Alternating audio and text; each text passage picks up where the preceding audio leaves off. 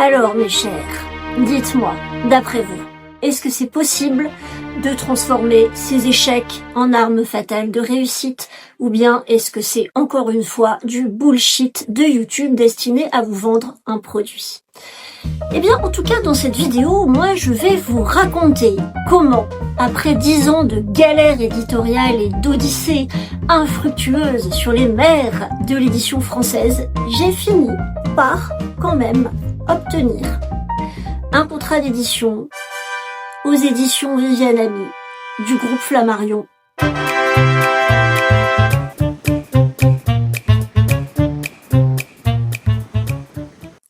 Alors d'abord les cocos, on va se calmer. Oui, vous êtes sur la chaîne de Marie Capron Thriller où je vous raconte sans phare les coulisses de ma vie d'autrice. Mais attention, je vais vous dire ce que cette chaîne n'est pas. Ce n'est pas une glorification de mon parcours. Je n'ai toujours pas gagné de prix littéraire. Je n'ai toujours pas vendu à 10 000 exemplaires. Je continue à galérer en dédicace. Je continue à galérer pour être invitée dans des salons internationaux de thrillers polars. Donc l'objet de mes vidéos, ça n'est certainement pas de vous montrer ma perfection. C'est plutôt de vous montrer les stratégies que je mets en place dans l'écriture parce que c'est mon domaine pour transformer les nombreux échecs que j'essuie régulièrement en un parcours de réussite, même si ça prend du temps, même si ça prend de l'énergie, et même si je continue à me planter. Et je pense que l'écriture peut s'appliquer à tous les domaines de votre vie. C'est pour ça que la chaîne Marie Capron existe et que vous pouvez, bien sûr, vous abonner parce que vous allez découvrir des trucs et astuces du quotidien, de l'envers du décor. Eh bien, tout simplement pour essayer de remonter sur la bête à chaque fois que vous tombez. Et ça tombe bien parce que c'est une transition pour vous expliquer ce que j'ai fait pour réussir à obtenir ce fichu contrat chez Flammarion, groupe Flammarion, que j'attendais tant.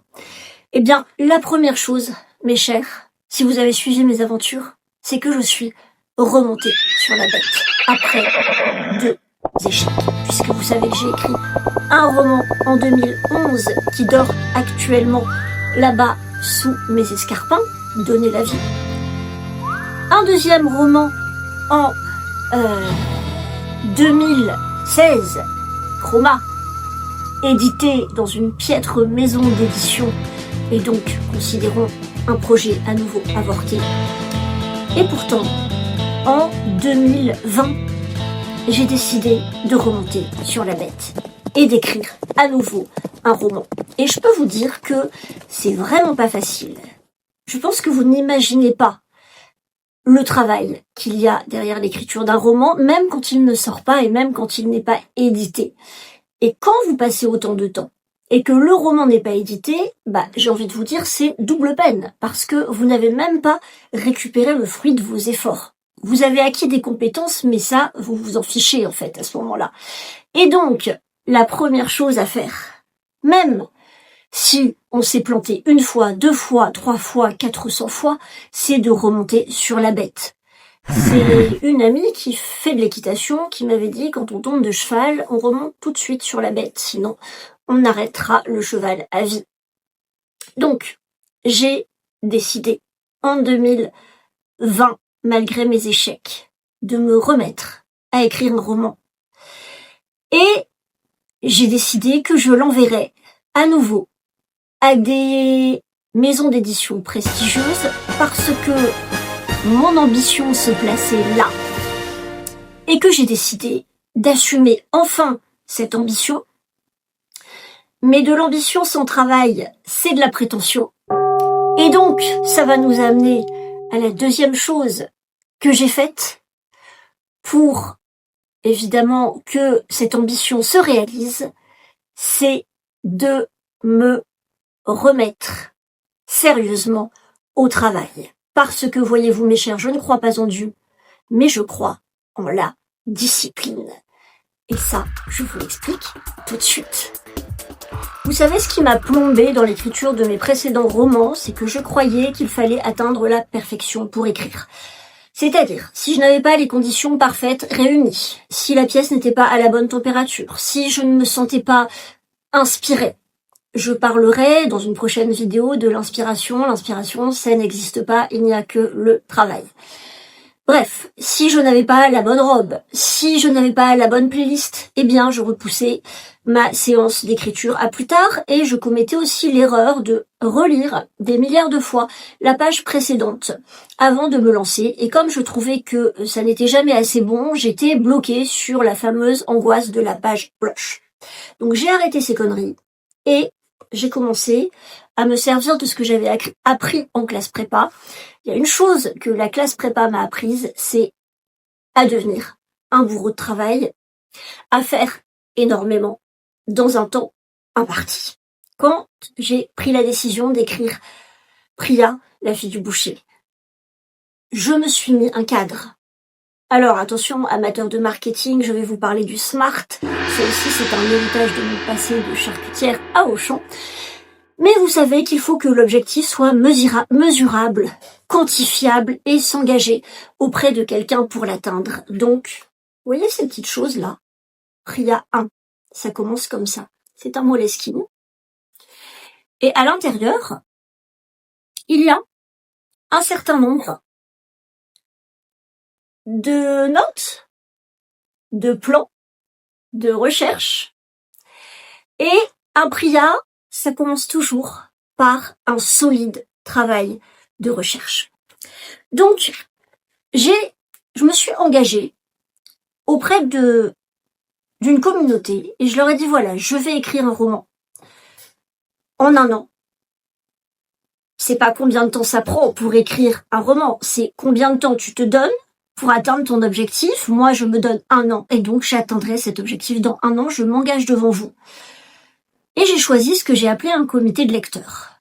Donc j'ai choisi 5 personnes de confiance, en qui j'ai de l'admiration, qui viennent d'univers socio-professionnels différents. Et je leur ai demandé de lire chaque chapitre que je leur enverrai et de me faire un retour sans pitié. Alors vous savez, avec moi, c'est pas la peine de prendre des gants. Donc je leur ai demandé de me dire cash, ça c'est pourri, là je comprends rien, là ça m'intéresse pas, là c'est nul. Alors ils ne l'ont pas formulé comme ça, mais je me suis engagée à leur envoyer environ 1 chapitre par mois. Deuxième chose, je me suis engagée à écrire 1 heure par jour. Émile Zola avait écrit sur sa cheminée à Médan, dans sa maison de campagne, « Pas un jour sans une ligne ». Graham Greene, le célèbre auteur américain, avait donné comme conseil aux jeunes écrivains, et cette phrase est citée par Douglas Kennedy, tu dois écrire tous les jours 500 mots si tu veux te proclamer écrivain. Et donc j'ai décidé que quoi qu'il arrive, on arrêtait les conneries et j'allais écrire tous les jours 1 page. Et donc, je me suis fait dans mon carnet Moleskine, je vois plus rien, mes petits copains. Je me suis fait alors aujourd'hui c'est beaucoup mieux organisé, mais je me suis fait une page sur laquelle, je vais vous la montrer dans un autre carnet, sur laquelle je note la timeline. C'est-à-dire, regardez la grosse psychotique. Vous voyez ça? Ici. C'est le temps que ça m'a pris pour écrire le tome 3. Donc, vous voyez toutes ces petites lignes-là? Je vais vous dire ce que j'ai fait sur ces petites lignes. Et encore tout ça. Et il y en a encore après. C'est-à-dire que à chaque fois que je me mets à écrire, je note sur mon carnet précisément le jour, le mois, l'heure à laquelle je commence ma séance d'écriture, l'heure, regardez la grosse malade mentale, l'heure à laquelle je finis, et pire que ça, je note les signes, parce que je veux écrire 500 mots par jour, signes espace compris. Donc, je les note. Et comme ça, à chaque fois que j'ai fini ma séance d'écriture, qui ne dure qu'1 heure, parce que moi j'écris du thriller, donc je n'écris pas, je cours, je sprint, et j'ai pas un bon cardio, donc au bout d'1 heure je suis claquée. Voilà. Je me suis dit, à chaque fois que tu écriras 1 heure, tu notes le début et la fin de cette heure. Tu ne t'arrêteras pas 1 minute avant, tu ne t'arrêteras pas tant que tu n'auras pas fait tes 500 mots. Et ensuite, j'avance comme un bûcheron solitaire dans la forêt. Et ce qui est difficile, c'est qu'évidemment, il n'y a pas de gratification immédiate. C'est un travail de longue haleine et c'est un travail solitaire. Quand je vous parle de discipline, la discipline, c'est vraiment quelque chose qui est une obsession dans ma vie en matière d'écriture. Par exemple, je me suis mise à avoir une activité sportive tous les jours. Parce que c'est important quand je pars en voyage d'écriture de me dire, Marie, comme je pars quand même dans des endroits parfois un peu risqués, un peu isolés, un peu sauvages, je vous en parlerai dans une prochaine vidéo, je peux pas me permettre de me bloquer le dos, de ne pas être capable de monter ma valise quand je dors dans une cabane, dans la neige, dans la forêt. Je ne peux pas me permettre d'avoir un corps qui va me lâcher, ni un mental qui va me lâcher. Donc je fais extrêmement attention à mon corps pour que cette machine me porte le plus longtemps possible pour que je puisse écrire mes histoires. Donc la discipline que je me suis imposée m'a permis de réaliser le projet pour lequel je m'étais engagée. Et j'ai une grande admiration pour Amélie Nothomb. Vous savez qu'elle écrit 4 heures par jour. Elle se lève à 4 heures du matin. Une fois, elle a confié que un jour dans toute sa vie, elle s'était autorisée à ne pas écrire, en se disant, allez ma vieille, tu te reposes, t'as bien le droit, rien ne t'oblige, etc. Et en fait, elle en a été malheureuse. Et moi, ce que je voulais vous dire, c'est que c'est pareil. Quand je me dis, tu écris tous les jours, ce n'est pas possible pour moi de déroger à ça. Il m'est arrivé d'être malade, j'écris. Il m'est arrivé d'être quittée, j'écris. Il m'est arrivé d'être en deuil, j'écris. Ça passe avant tout le reste. Ça devient une obsession. Voilà. J'ai également décidé d'améliorer le contenu intellectuel de mes livres en faisant ce que fait mon auteur préféré. Je sais pas si vous le voyez, il est en haut. Je vais faire un truc risqué là. Attention mesdames, messieurs, vous voyez là-haut, il y a des tranches de livres noirs et c'est toute la collection des Rougon-Macquart qui sont à côté des rouges. Et donc, ah là là, il ne faut pas toucher à son setup en plein tournage. Bref. Quoi qu'il en soit, Zola, c'est mon auteur préféré. J'ai lu tous les Rougon-Macquart, c'est-à-dire 20 bouquins. Je les ai lus 3 fois parce que j'ai fait 2 mémoires de recherche dessus. Et donc, je suis complètement fascinée par Émile Zola. Et donc, ce qui me fascine chez lui, c'est le monstre de travail que c'était. Et le fait que, comme vous le savez, quand il écrivait un bouquin, il allait sur place et il faisait 6 mois de recherche. Donc moi, je ne peux pas encore me permettre de faire 6 mois de recherche et de vivre 6 mois quelque part sur place. Mais dans Priya, la fille du boucher, attention, le placement de produit, un petit thriller délicieux que je vous recommande. Eh bien, je suis partie pour la première fois de ma vie en voyage d'écriture, seule, 3 semaines, pour ancrer certaines scènes de mon livre en Islande. Et un voyage d'écriture, ça change tout parce que je me suis retrouvée dans des situations rocambolesques. J'ai dormi dans une usine de harengs désaffectée, fréquentée par des hommes patibulaires. J'ai eu un peu la trouille. C'était une auberge de jeunesse, mais je vous assure qu'il n'y avait pas beaucoup de jeunes dedans. J'ai fait du stop dans des régions reculées de l'Islande. Je ne le referai jamais plus. Je suis montée dans la voiture de 2 bonhommes qui implantaient des usines de poulets en Islande. Et ce qui est marrant, c'est que c'est exactement le sujet de la fille du boucher, ou du moins du début.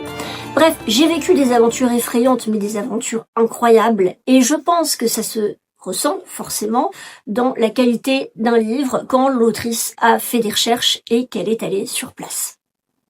Finalement, si vous ne deviez retenir qu'une seule chose des stratégies que j'ai pu mettre en place pour atteindre ce rêve qui était pour moi un contrat d'édition dans le groupe Flammarion, ça serait celui-ci. Pendant longtemps, je me suis posé la question, comment on fait? Comment on fait pour écrire un livre? Alors j'ai regardé des tutos, j'ai regardé des vidéos, j'ai regardé des formations. Comment on fait pour créer une scène? Alors j'ai regardé des tutos, j'ai lu des livres, bon.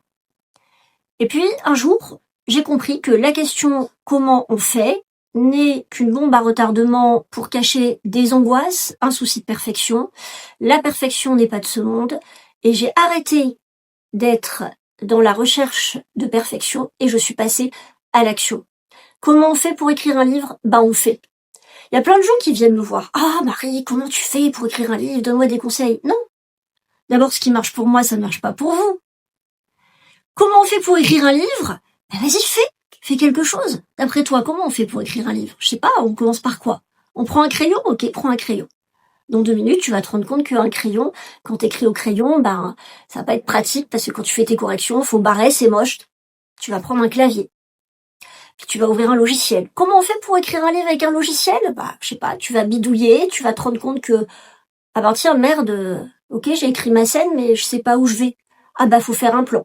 Comment on fait pour faire un plan? Je sais pas, je vais commencer, comment on fait? On fait. Et je vous jure, parce que je l'ai expérimenté, que la meilleure façon de savoir comment on fait, c'est de faire.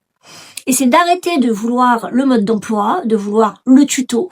Et d'ailleurs, cette vidéo n'est pas un tuto, cette vidéo est un partage d'expériences humaines avec les imperfections qu'elle comporte, parce que je vous dis, j'ai pas atteint aujourd'hui tous mes objectifs, loin de là. Mais c'est exactement... Donc comment on fait pour écrire un livre, pour être publié? Déjà, on n'arrête jamais d'essayer, mais surtout, on multiplie les actions. Et c'est un peu pareil pour cette chaîne YouTube. C'était un rêve d'ouvrir ma chaîne YouTube. Et j'ai passé quand même 8 ans à consommer du YouTube, à apprendre plein de choses, mais à jamais les mettre en pratique. Parce que comment on fait? Puis un jour, j'en ai eu marre. Et je suis passée à l'action. Comment on fait pour monter une chaîne YouTube? On se plante. Ma première vidéo, elle est pas au bon format. Elle est tournée avec un iPhone 12. J'avais pas de pied, donc je plantais mon téléphone dans un vase. J'ai toujours pas de micro, j'ai pas d'anneau lumineux. Je suis pas une influenceuse de 20 ans. Mais j'en ai rien à foutre parce que, en fait, j'ai quelque chose à vous transmettre. Et je vais m'améliorer avec vous sur le chemin. Parce que c'est ma passion. Et donc, je crois que si vous avez la passion et si vous passez à l'action, vous avez de très très fortes chances, à force d'acharnement, les cocos, de finir par atteindre vos objectifs. Comment on fait?